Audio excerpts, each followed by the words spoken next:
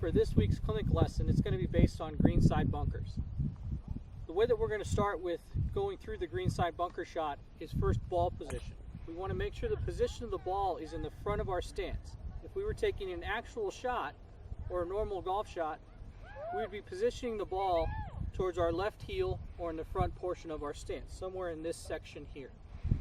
From that point, then we're going to be talking about our setup to the target. What we want to do at that point is have an open stance. That stance is not going to be perfect in terms of degree. It's going to be relative to everyone else. We just want to make sure it's open and we can look at everybody individual during the clinic. At that point, once we have the open stance, our club is then going to be square at the target. The only difference there is we're going to be opening the club face.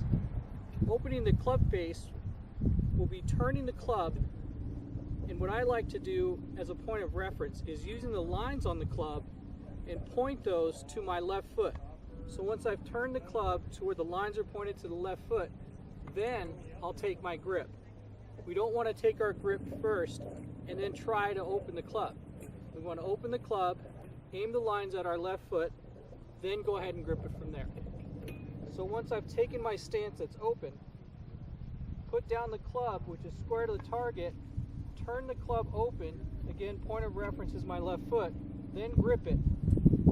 I will then have a weight position on my left side or on the leading side, favoring all of it on the left side.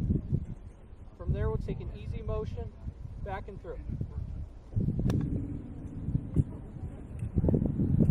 It doesn't take that much energy to get it out. We just want a smooth motion through, weight staying on our left side or our leading side. Practice this, I think you'll be a better bunker player.